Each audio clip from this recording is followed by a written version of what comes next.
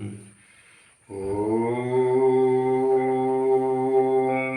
ഗുരുഭ്യോ നമഃ. നമ്മളിവിടെ പറയാൻ പോണത് പാപജാതകം ശുദ്ധജാതകം ഇങ്ങനെയുള്ള സംഭവമാണ് പറയാൻ പോണത്. പാപജാതകം ശുദ്ധജാതകം. പാപജാതകം എന്താ, ശുദ്ധജാതകം എന്താ? ജ്യോതിഷ സിദ്ധാന്തങ്ങളിലെ പാപജാതകം ശുദ്ധജാതകം എന്ന വിഭജനമില്ല. ഇതിനകത്ത് ഗ്രഹസാമ്യം എന്നുള്ള പറയുന്നതാണ്, അല്ലാണ്ട് പാപസാമ്യം അത് റീസെന്റ് ആയിട്ട് ജ്യോതിഷന്മാർ കണ്ടുപിടിച്ചൊരു പരിപാടിയാണ് പാപജാതകം ശുദ്ധജാതകം എന്നൊക്കെ. സമാലിക ജ്യോതിഷന്മാർ നടത്തിയേക്കുന്ന ഒരു പരിപാടിയാണ് ഈ ശുദ്ധജാതകം ജാതകം എന്നുള്ളത്.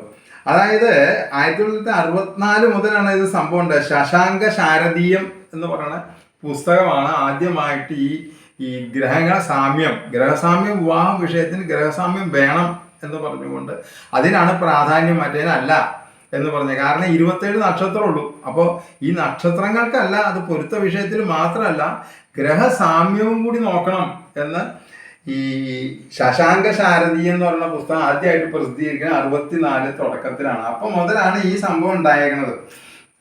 അപ്പോൾ ഇവരിപ്പോ ഇപ്പോഴത്തെ ജ്യോത്സ്യന്മാരുടെ എങ്ങനെയാ വെച്ചാൽ 7, 8, 4, 2, 12 7ലാണ് ഏറ്റവും കൂടുതൽ നോക്കേണ്ടത്. അത് കഴിഞ്ഞ് കുറവ് 8, പിന്നെ 4, പിന്നെ 2, പിന്നെ 12. പാപങ്ങൾ നിന്നാൽ ഏറ്റവും പാപങ്ങൾ കുറവ് 12ൽ നിൽക്കുമ്പോഴാണ്.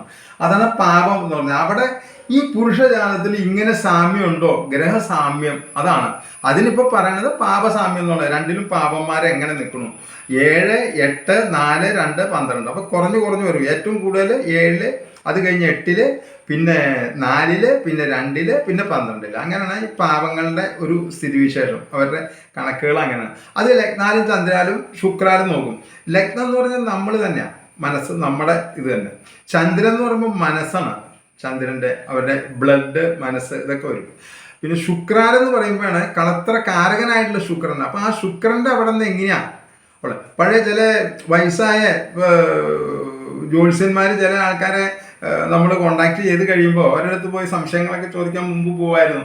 ആ സമയത്ത് അവർ പറഞ്ഞ ശുക്രാല് മാത്രം നോക്കിയാൽ മതി, എൻ്റെ എക്സ്പീരിയൻസിൽ നിന്ന് അത് മാത്രം നോക്കിയാൽ മതി, കാരണം ശുക്രനിലെ കളത്ര കാരകൻ. അപ്പൊ അതുപോലെ അപ്പൊ പുസ്തകത്തിന് ലഗ്നവും ചന്ദ്രനും ശുക്രനും പറയണ്ടല്ലോ. അവര് പറഞ്ഞോട്ടെ, ഞാൻ എൻ്റെ എക്സ്പീരിയൻസിൽ നിന്ന് പറയണതാണ് എന്ന് നമ്മളോട് തന്നെ പറഞ്ഞിട്ടുണ്ട്. പക്ഷെ നമ്മുടെ ഗുരു ഉപദേശപ്രകാരം നമ്മൾ ലഗ്നാനും ചന്ദ്രനും ശുക്രാനും തന്നെ നമ്മൾ നോക്കി വരുന്നത്. അപ്പോൾ ഗ്രഹസാമ്യ പരിശോധന എന്നാണ് ശരിക്ക് പറയണത്, മനസ്സിലായ? പിന്നെ ഈ സ്ത്രീ പുരുഷ ജാതകങ്ങളിലെ പാപസാമ്യം അല്ലെങ്കിൽ ഗ്രഹസാമ്യം ഉത്തമമായിരിക്കണം. ഉത്തമമായാലാണ് ഇവർക്ക് നല്ലൊരു ജീവിതം ഉണ്ടാവാനുള്ള സാധ്യതകളുണ്ട്. അപ്പൊ അവരുടെ ഈ ഓരോ ഭാവങ്ങളിലെ 7 എന്ന് പറഞ്ഞു കഴിയുമ്പോൾ അത് ദാമ്പത്യമാണ്. 8 എന്ന് പറയുമ്പോൾ അവരുടെ ആയുസാണ്. 4 എന്ന് പറയുമ്പോൾ അവരുടെ സുഖം, വീട്, അതൊക്കെയാണ്. 2 കുടുംബം, 12 വ്യയം. അതിനാണ് ഈ ആചാര്യന്മാർ ഈ ഭാഗങ്ങളിൽ ഗ്രഹസാമ്യം വേണം എന്ന് പറഞ്ഞേക്കണം. അപ്പോൾ ഒരെണ്ണത്തിൽ അതുപോലെ തന്നെ ഈ പാപസാമ്യം എന്ന് പറയുന്ന ഗ്രഹങ്ങളിൽ ഈ പാപങ്ങൾ കൂടുതൽ ഏത് സ്ഥലത്താണെന്ന് പറഞ്ഞാൽ ഓപ്പോസിറ്റ് ആൾക്കാർക്കും ദുരിതം വരുന്നത്. അതുകൊണ്ട് ഇവര് ഈ പ്രമാണങ്ങളും ബുക്കുകളിലൊക്കെ പറഞ്ഞത് പുരുഷന് കുറച്ച് കൂടിക്കോട്ടെ, കുഴപ്പമില്ല. അതായത് അപ്പോൾ സ്ത്രീ വിധവയാവാൻ പാടില്ല, സ്ത്രീ മരിക്കണം, മനസ്സിലായില്ല ആദ്യം. കാരണം പണ്ടത്തെ ഇത് വെച്ചാണ്, കാലത്തിനും ദേശത്തിനും അനുസരിച്ച് ഒക്കെ ഇതിനകത്ത് മാറ്റിക്കോളാൻ പറയുന്നുണ്ട്. പണ്ട് ഒരു വിധവ എന്ന് പറഞ്ഞാൽ വിധവയ്ക്ക് പുറത്തേക്ക് ഇറങ്ങാൻ പറ്റില്ല, ഒരു സ്ഥാനത്തിൽ പങ്കെടുപ്പിക്കില്ല, ശുഭകാര്യങ്ങളിൽ ഒന്നിലും പങ്കെടുപ്പിക്കില്ല, അവർ വീണ്ടും ഉള്ളിൽ അടച്ചുപൂട്ടി, അങ്ങനത്തെ സ്ഥിതിയായിരുന്നു. ഇന്ന് അത് മാറി. അപ്പൊ ഇന്ന് അതിനൊന്നും വലിയ പ്രാധാന്യം നമ്മൾ കൊടുക്കണ്ട. രണ്ടിലും ഒരുപോലെ വന്നു കഴിഞ്ഞാൽ കുഴപ്പമൊന്നുമില്ല. കൂടുതൽ ഇവിടെ, കുറവ് ഇവിടെ, അതിൻ്റെ ഒന്നും പ്രശ്നമൊന്നുമില്ല. കാരണം ഇന്ന് വിവാഹം ഭർത്താവ് മരിച്ച ഭാര്യയ്ക്കും അങ്ങനെ കുഴപ്പങ്ങളൊന്നുമില്ല. അവർക്ക് വേറെ വിവാഹം വേണമെങ്കിൽ കഴിക്കാൻ എല്ലാം സമൂഹം തന്നെ അംഗീകരിച്ച് കഴിഞ്ഞേക്കുന്ന വിഷയങ്ങളാണ്. അപ്പം നമ്മുടെ ഈ ജ്യോതിഷ ഇതിനകത്ത് തന്നെ കൊണ്ട് കാലത്തിനും ദേശത്തിനും അനുസരിച്ച് നിങ്ങൾ ഇതിൻ്റെ ഭാവനയ്ക്ക് അനുസരിച്ച് എല്ലാം മാറ്റി മനുഷ്യന്റെ ഉപകാരപ്രദമായ കാര്യങ്ങൾക്ക് വേണ്ടി ഈ ശാസ്ത്രത്തിന് ഉപയോഗിക്കണമെന്നാണ് പറയുന്നത്. മനസ്സിലായില്ല? അല്ലാണ്ട് ഒരു സ്ത്രീ വിധവയായിട്ട് അവരെ പുറത്തേക്ക് ഇറങ്ങാണ്ടിരുന്ന അവരുടെ മനസ്സിന്റെ ശാപം കൂടി നിങ്ങൾക്കും കുടുംബത്തിനും കിട്ടും. അതില്ല. അപ്പൊ അങ്ങനെ പറഞ്ഞു. അപ്പൊ നമുക്ക് ആധികാരികമായിട്ട് നമുക്ക് അങ്ങനെ ചെയ്യണോണ്ട് ഒരു കുഴപ്പമില്ല. നമ്മുടെ ആചാര്യന്മാര് തന്നെ പറഞ്ഞു വെച്ചാൽ, അതുപോലെ തന്നെ ഇവര് പറഞ്ഞിട്ടുണ്ട്, ഒരു വിവാഹം നിശ്ചയിച്ചേക്കണം, നിശ്ചയിച്ച് കഴിഞ്ഞിട്ടാണ് ഒരു മരണം നടക്കണം, ആ വിവാഹം നടത്തിക്കൊള്ളാനാണ് പറയണത്. അല്ലാണ്ട് ഇപ്പൊ വിവാഹത്തിന് ഒരു 10 ദിവസം മുമ്പ് ഒരാൾ മരിച്ചുപോയി, അപ്പൊ നമുക്ക് കൊല വന്നേക്കാണ്, വിവാഹം നടത്താൻ പാടില്ല, അങ്ങനെ ഒരു പ്രശ്നമില്ല. കാരണം നടത്താം. അപ്പൊ ആചാര്യന്മാര് നമ്മളെക്കാളും ഭയങ്കര ബുദ്ധിമാന്മാരായിരുന്നു.